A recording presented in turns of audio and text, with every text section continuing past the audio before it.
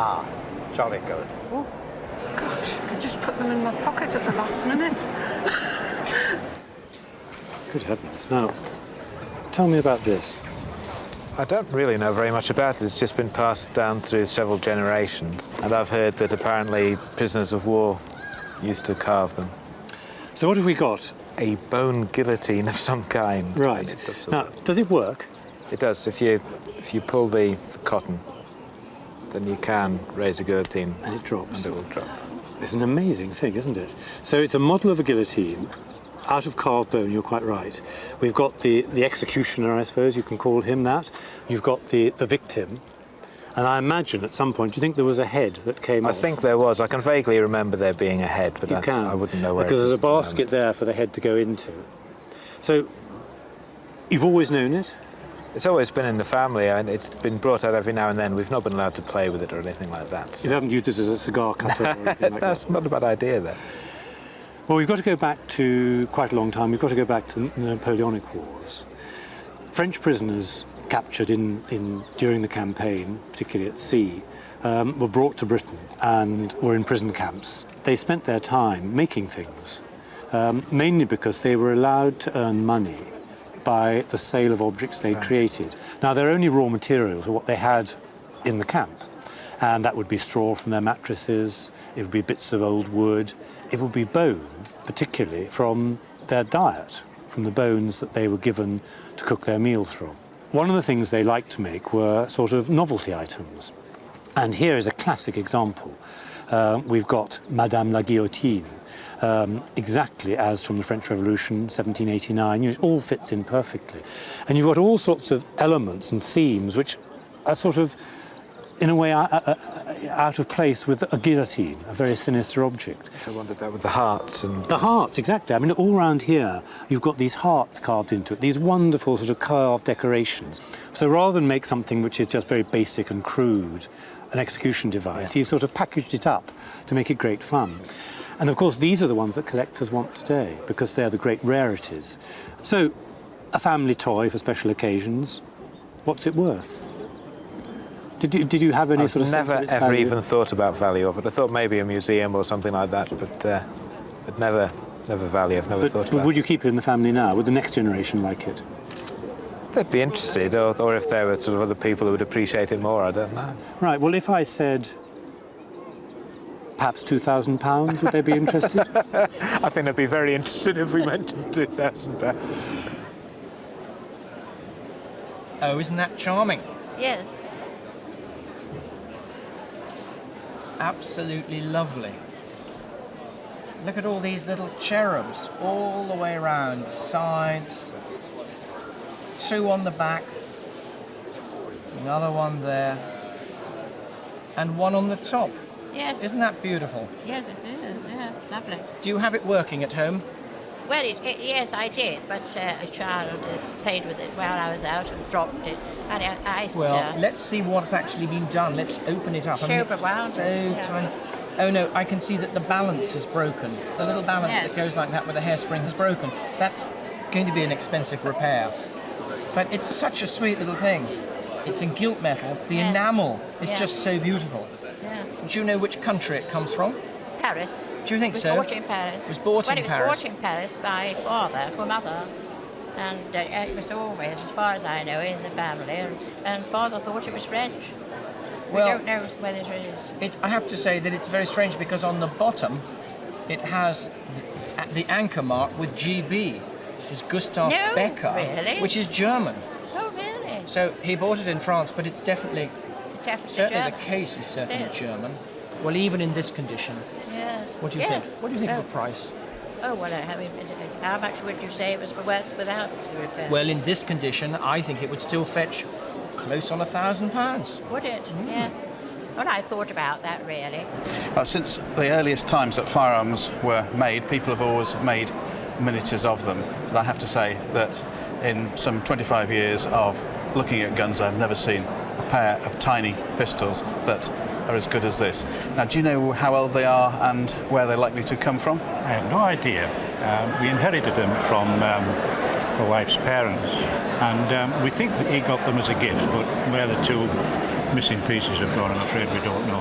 Right. Well, they are exact miniatures of pocket pistols from about 1840 to 1850, made in Belgium, in Liège. And if I take them out of their case, you'll see that they come with their accessories. That's a little powder flask, and that would be a little box for the tiny, tiny percussion caps that you'd put on them there. Now, they actually function, and you pull the hammer back, and lo and behold, out pops the trigger. But they are exact tiny replicas, even down to the fact that there is a little tiny nipple screwed into the breech there, and I can see that that's been pierced. The cap would go on that, and when the cap was hit, it flashed because it had fulminate of mercury in it, which is a pressure-sensitive explosive. That goes into the breech, sets the gunpowder out, and out would come the tiny ball. And they're engraved all over. What is this made of at the end? Is it brass? I think that it's probably silver and it's been gilded. Any thoughts as to why they might have been made? No. I think we have a clue in that little loop on the back there. And I think that they were designed to hang on the end of a gentleman's watch chain. And you could whip that out and show your pals at the club and say, what do you reckon to those there? They'll think, oh, that's wonderful. Yes. And that would reinforce your image as a sort of connoisseur and collector. Have you any idea what you think they might be worth? No idea. No, they've just been in the drawer. Well, I think that because there are two of them, I've never seen a pair before. I've seen singles. They're also in wonderful condition. They are in their case, which I've never seen the like of, and they have 2 out of 3 of their lovely accessories. I'm going to say £3,000 at auction. Good heavens. Gosh, I could just put them in my pocket at the last minute. I can see the name of the sitter, David Anderson. David Anderson. Who's Yep. David Anderson? He's my 4 times great-grandfather. 4 times great-grandfather. Yep. And there's lovely pearls here with his initials. Don't know how they did that in that time. Absolutely stunning. Very, very nice. And he looks like he was quite important. He was Warren Hastings' right-hand man in India. Right. So it was, About when? 1790s. Oh no, probably slightly early actually, because there's a portrait done in 1797. Right. And then, so he was obviously a very important man, because this is a very, very beautiful miniature indeed. Really quite an important thing, I Take think. your word for it. Well, do you know, this inscription goes on, and it says over here, Causeway. Is that who you think the artist is? Supposedly, yeah. It's in the family book of pictures as that as well, and it's on the frame. Well, now, the thing is that it's not actually signed by Causeway. Signed by E. Exactly. There's a large E in it. Yeah. It's a very cursive E, slightly tilted over. Right. And I don't think there's any doubt that it is the signature of another artist, an artist called Engelhardt. All right, yeah. Engelhardt was very prolific, but he was also very, very good. Yeah. And he didn't really drop his standards. I think it's about 1800, so that would post-date your great-great-great-grandfather's tour of duty. It's worth about £5,000, £6,000, £7,000. Right. And yet, it's such a good one. So rich, so strong, that it could well reach 5 figures. Crazy. That is lovely. Good. I wonder if there's a family resemblance. It's not the nose. Not quite. About 25 years ago, I had it going, but unfortunately I lost the safety valve, so I haven't had it going since. Right. What's so clever is that the manufacturers produced this trolley for it, so it could be used on dry land too. Very clever. Yeah. Now, the maker's name, we've got all the details here. This is the trademark here of a company called Gebrüder Bing of Nuremberg. They are very highly respected makers of toys. They started off in the latter part of the 19th century, and they went right the way through until the Second World War.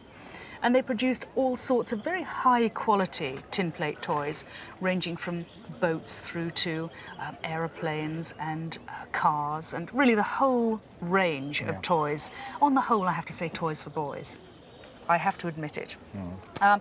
But this is, I suppose, exciting because of its condition. Fine, it has been fired, but it hasn't been fired that often. And very often, particularly with boats, you find that they've been abused rather than used. Yes. And they've lost a lot of paint, and they've sunk, and they've got terribly rusted, and then pulled up from the bottom of the lake, and so on. So this is really quite an extraordinary find. Also down here, we've got the original box, yes. which I suppose explains why it is in such very good condition. The decks are beautifully painted, and it has a lot of really quite detailed accessories on the deck here. You've got the ventilators and the hatch covers and the companionways and so on and so on. This is a good example in very fine condition, about 1910, 1912, and we'd be talking about between perhaps £8,000 and £10,000. Has that come as something of a surprise to you? Absolute shock. If you had said £800, I would have believed it. Now, I mean, this is top of the list of what collectors are wanting. No, I can't believe that. Would I lie to you? No, you would. Now, I'm assuming that there is a connection between this ring and the miniature of this lady. Could you tell me what it is? Well, I understand that the husband of this lady owned the ring. He is believed to have been in diplomatic service in Russia, and the Tsar is supposed to have given him the ring. I don't know the truth of the matter. So, who was she? Do we know anything more about her? She's Anne-Françoise de Bargue. She was born in France and brought up amongst royalty. And then in one of the French revolutions, she escaped to England. And she and her husband, Jean-Claude Hubert, were married in St George's in Hanover Square in London, about 1784, I believe. Ah, interesting period. Do you think that would be around the same period as that miniature? I would think so, yes. It seems reasonable. Well, the ring itself can be seen in two ways. As a pretty ring with a nice plaque in the middle, frame of diamonds. It's a cameo ring, of course. Yes. But there's something slightly different about this. We see a lot of cameo jewellery, cameo brooches, cameo rings, but this is quite a historic ring, I think. Yeah. And it's carved with a historic blackamoor. Yes. And this carving in relief, in a diamond frame, is interesting for one very good reason.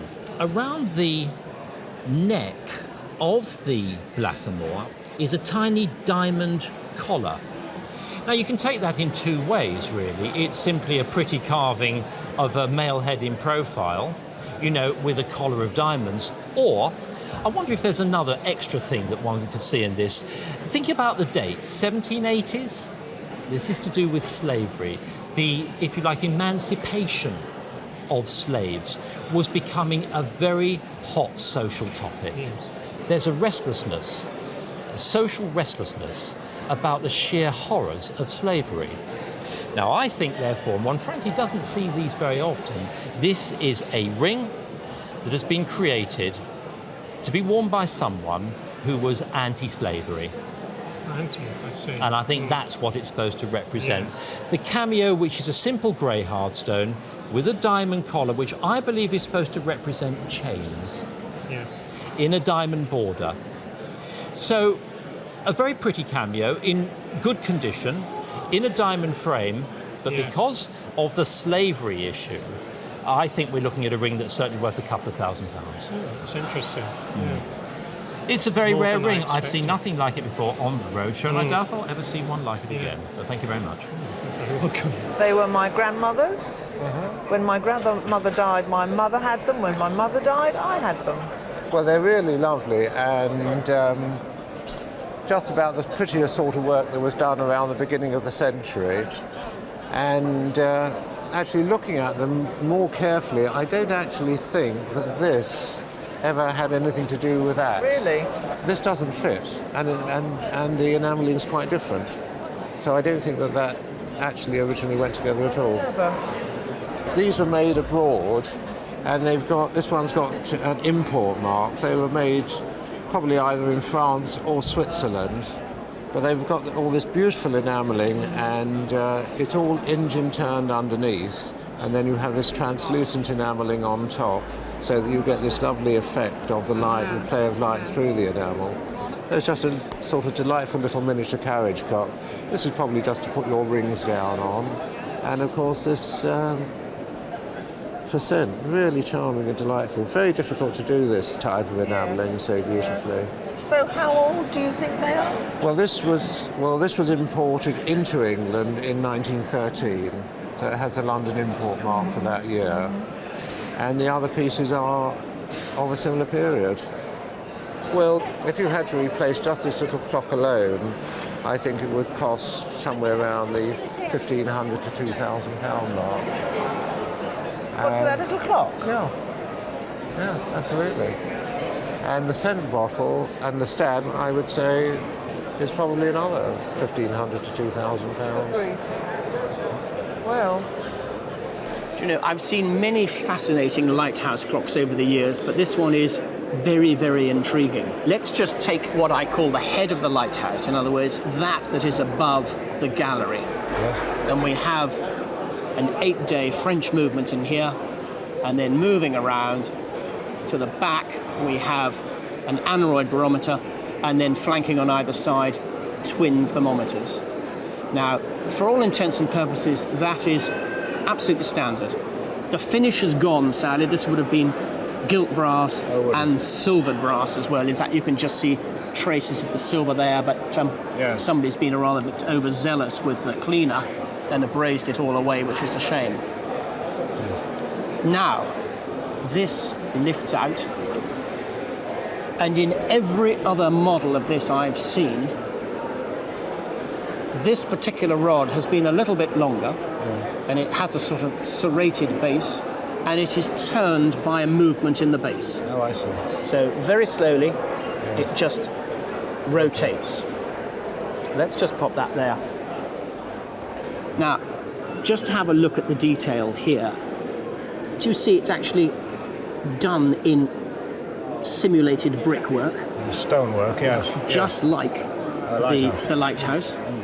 And you've got the step base of all the ones I've seen before. This bottom bit is black marble. Yes. And from there on up is brass. And this bit comes away with 3 big screws underneath to reveal the massive automaton turning movement. To rotate the exactly. head. Now,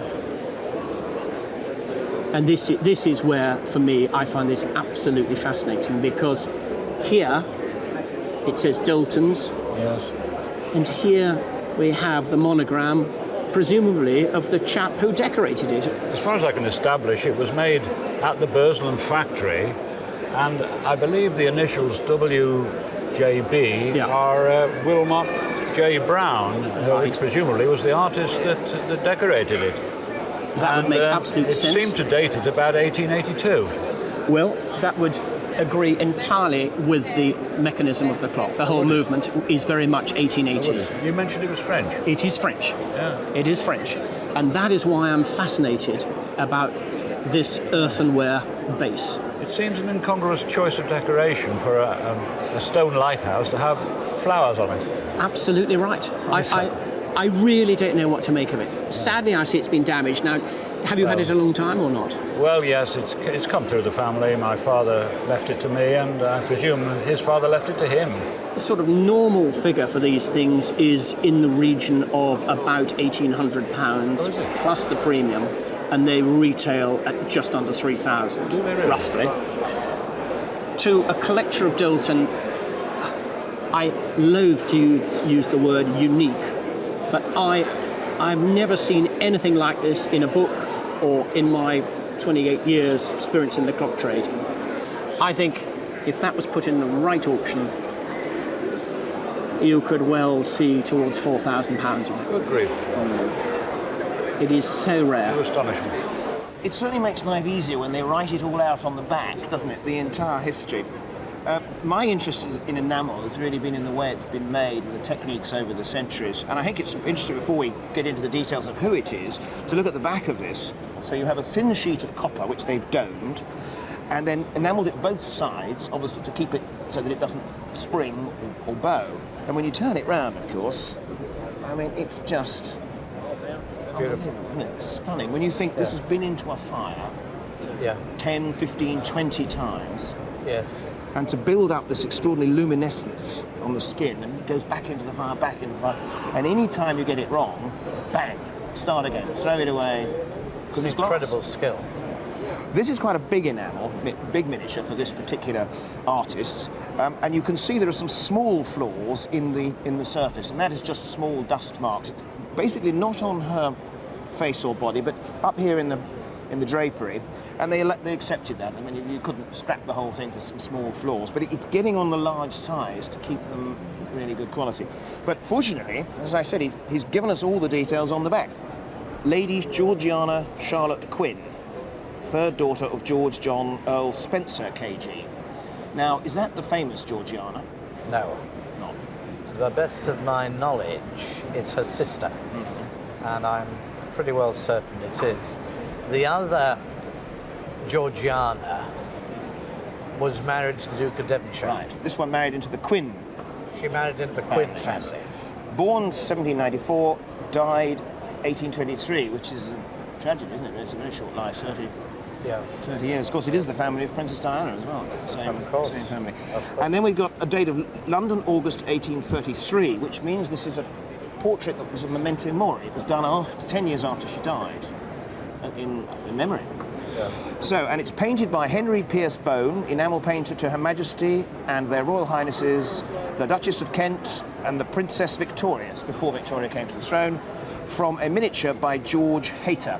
Looking in the records, we see that a number of miniatures were done by Bone for the Spencer family. A whole string of them done at the same period. Wonderful. Well, it's sort of a make my day object, because as I said, I'm fascinated by enamel. Thank you, I'm very pleased. I'm sure you've got it well insured, but if it's insured for anything less than 10,000, then you should put it up, in my opinion. Ah, jolly good. Well, that's very nice to hear, thank you, because I paid 8 for it. I've not actually seen in it or taken the top off since we got married about 17 years ago, so... Very okay, chaps. Great. That is just spectacular, isn't it? Yes, and all the little figurines and the little pussycats and the dogs and everything that goes with it, it's... So throughout your childhood, you remember it in this glass case? Yes, it was in my mum and dad's sitting room, and we were never actually allowed to play with it as such, but if my friends came in, we could take the glass case off and look in the back, and it was lovely. Under supervision, probably. Definitely. And what was in the back? Can you remember anything? What I remember, there were little lights and there's little bits of furniture and pots and pans and things. Well, all I can hope is that there hasn't been a burglary. I hope not. Let's see what's there. Oh, well, it's topsy-turvy. It looks as though they've certainly had something in there.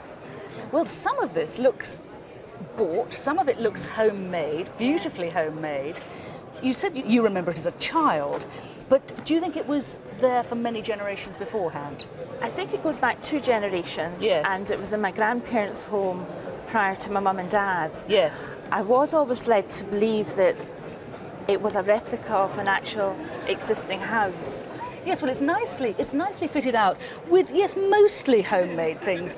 The only thing that looks commercially made is, I don't know if we can get in there, is the fireplace in there. But it's what I like about it is that it's this marvellous sort of snapshot of life at a certain point. And it's that point that I'm trying to work out the actual date of it. There are these lovely scenes going on here. I like, on this side, we've got a little cat jumping over the fence. A scene of devastation in the garden, rollers and hose and so on left standing. And then at the front here, we've got lots of little people doing various activities. The one down here I like, reading Lloyd's Weekly News, sitting at her table. And I would have said that we're talking about late 19th century, 1880, 1890. The one little thing that interests me here is that you've got the Union flag stuck in there with a hat pin.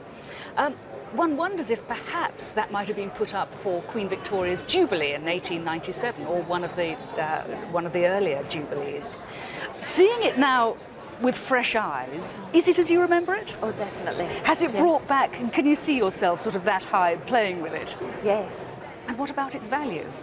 Oh, I don't know. The value is really immaterial, but I I won't love tell you it then. dearly. Shall I not tell you? No, go on. I think that it's the sort of thing that would appeal to two different types of buyer. On the one hand, you'll have somebody interested in dolls' houses, but the other client would be somebody who's interested in decorative antiques, because it is, with the lights shining on it. It's beautiful. And I could easily see this in auction, fetching perhaps £800. It's lovely. For me, even though I'm not Cornish, the high point of any journey to the West Country is crossing the Royal Albert Bridge. And here we have it, in replica. I've always had a passion for Brunel. I've always had a passion for this bridge in particular. And to me, this is a magic moment. You know, here we have it. Where did it come from? I believe it came from a gentleman who was an apprentice in the dockyard back in the 1850s. Right. I was always led to believe. So it's a family piece? So it's been handed down through the family. And you've always had it in your house or in your family house? In my time. Yes, in your time. Yes. Now, this bridge was completed or opened in 1859. It was Brunel's last great design. And when he was dying, and the bridge was just opened in time, he was transported across, lying on a flat railway truck, and he died very soon after. It was a revolutionary bridge for all sorts of reasons. Emotionally, it was the first physical link between Cornwall and England, if you like, that made it possible to travel all the way to Cornwall by train. And so this bridge really represented the boundary with Cornwall. Once you'd crossed the Tamar, you were there. It's a wonderful structure because it's so high. You climb up above the houses and then down through Saltash to get across the river. And this was all because the Admiralty said the bridge had to be far above the mast height at high tide of any ship that went under it. He had to invent a new technology to do it. This tubed construction using iron had never been tried before. And with all his works, everybody said, it'll never work, it'll fall down, it'll collapse, the trains will fall into the river. And of course, he was right. To me, he was a fantastic hero. A great builder of ships, the Great Britain, the Great Eastern, designer of mobile hospitals for the Crimean War, but above all, the engineer of the Great Western Railway. And this was one of the supreme achievements, I think, of a wonderful man. But of course, the question is, what do we do with this? It's got all these numbers, up to 52. Weeks of the year. What do you hang in all these slots? Do you know? Well, I always thought it was pipes. What sort of pipe? Clay pipes. So long churchwardens' clay pipes? Yes. Would fit there, but do you smoke a different pipe? Not you. Does one smoke a different pipe every week of the year? Well, I assume that clay pipes broke very quickly when they were smoked, or they burnt through. They burnt through. Perhaps they so needed maybe more of them. But would you hang the whole year's supply out? I don't know. I don't know. Is it a scoring system for a game? 52 cards? You know, there's all sorts of possibilities. Yeah. I think it remains a mystery. But that, to me, is not the important thing. That's a curiosity which we probably won't solve. But it's just such an exciting thing to see because the bridge is here. You know, nothing could be better in Plymouth than to have, for me, than to have this bridge. It is a remarkable thing. Beautifully made and a highly desirable object. What do you do with it? It hangs on the wall in the house and it will pass through my family, hopefully. Quite right. It was my mother's wish that it never left the West Country. And so it shouldn't. And if, you know, any of us chose not to keep it, then it was to be given to Cornwall as a gift. I think it's absolutely right. It should stay here. It's part of the history, because I'm sure it's contemporary with the opening of the bridge. Yes. And therefore, I would see, in the right sort of environment, £3,000 asked for it. As much as that? Ooh. I think so. Now, tell me about this vase. Well, it was given to my father, I think, many years ago by a patient. He was a GP in Lincolnshire. And I think he was given this just as a gift one time. A grateful living client. Yes, indeed. Yeah, you could say that. Yeah. Well, let's tackle date first of all, because the giveaway is miniaturism. Right. In Japan, towards the end of the 19th century, all the crafts of Japan seemed to move towards miniaturism. Everything that could be made smaller was made smaller and smaller and smaller and smaller. And also in the ceramic technology. And so much so that here you have almost an extreme example of how miniaturistic a painter can get. In fact, you could almost say he's wasting his time because you have to be myopic like me or have an incredibly powerful magnifying glass to see some of the details on this. Yes. But I think that's possibly the secret. There is a sort of delight in an object where the detail is so fine that it's almost hidden. It's almost like a sort of secret code between you and the person who made it. All right. Okay. So when you're looking at it, even at this distance, what you see is a blue vase with a couple of panels and some pretty sort of flowers in between. Well, let's sort of. I'm lucky, of course, being myopic. I don't need magnifying glasses, so I'm going to take off my glasses and I'm going to look really closely. On one side, we've got this sort of market scene. At the top of the picture is a fruit and veg stall laid out with melons, long white radishes, and then we move down into the bottom left-hand corner, and we seem to have a little fish stall. Tiny fish. Look, I mean, the way that they are depicted, different colours with a different skin, the way they're lying there, their fins floppy. I mean, it's not just any old fish. That is a dead fish on a bench. Now, to be able to paint like that using one hair of a brush and probably going blind in the process is breathtaking. Yes, amazing. Now on this side we have a totally different idea. Here we have a still life with flowers. Actually, inside amongst the flowers there is the occasional flounder up here in the corner. This pink fish. We've never seen him before. And then on the fan, because that's what this is a fan. Yeah. You have another landscape. If anything, this is even finer than the one we saw on the other side. Right. You've got a receding distance, you've got figures in paddy fields.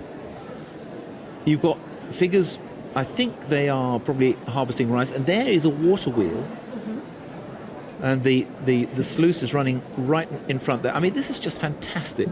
And then right in the foreground, another fish, another prawn. Or is it a lobster? I suspect it's a lobster. Right. And some sort of a shellfish. I mean, this is miniaturism gone completely mad. I hadn't realised all that detail was on it. Well, there actually. you are. I mean, this is a universe on a small piece of pottery. Good grief. And it is exceptionally fine. Now, unfortunately, this is not by the finest of all the miniature artists on Satsuma. This is, in fact, from the workshop of a man whose seal appears at the bottom there. It's an impressed mark. It says Kinkozan.